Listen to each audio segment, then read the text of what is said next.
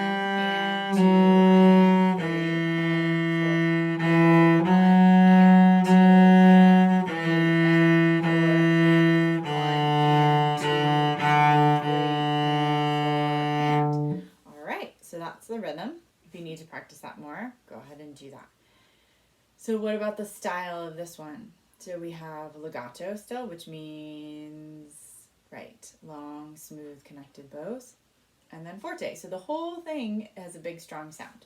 So let's try it like that. Ready, go. 1,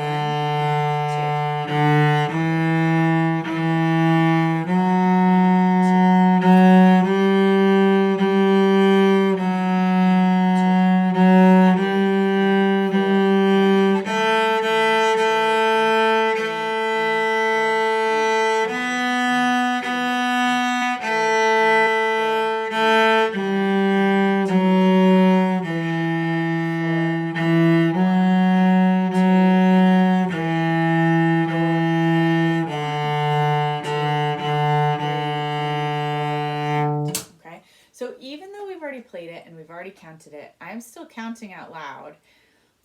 That's good to do for the first few times you play it. And then even when you're not counting out loud, you should still be counting in your head. All right? Okay, so third line is totally a lot of different things on this one. So look at the notes at the beginning. Are the notes the same?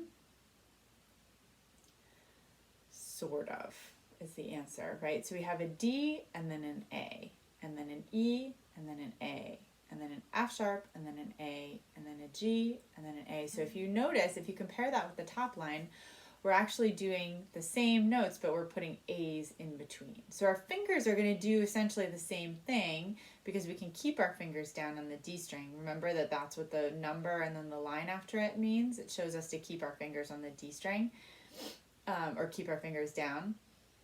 So our fingers aren't going to change a whole lot. But then look about halfway through the line where we start on the B. So this time we're changing between a B and a high D. So that's going to make it a little bit different for our fingers.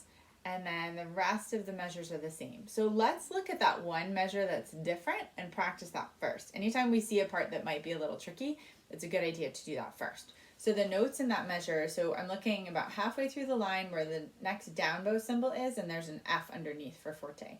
So we're going to start on B, and then go to D, high D, and then A, and then high D. So let's play that measure. Good. So you might notice I did something a little different with my bow. I'll get to that in a minute.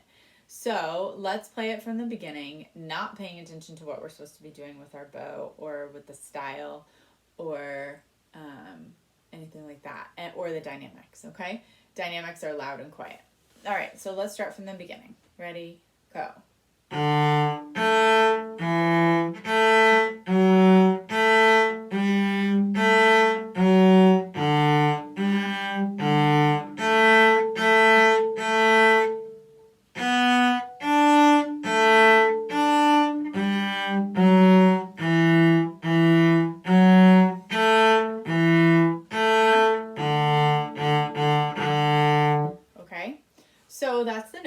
if you need to practice those a little bit more, go ahead and do that now.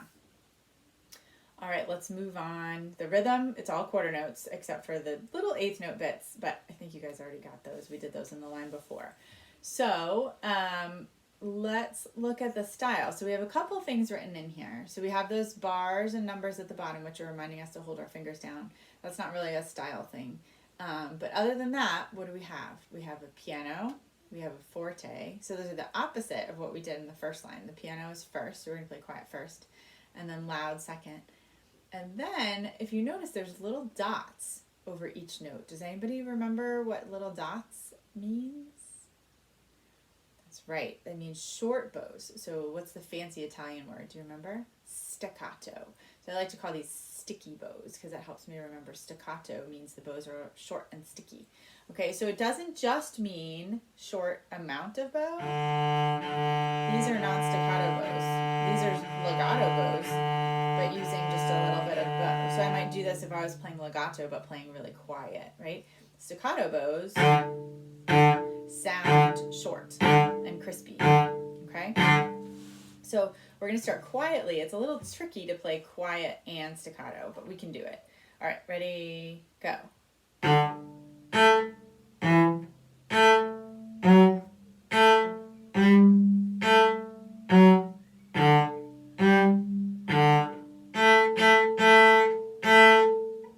now we're louder.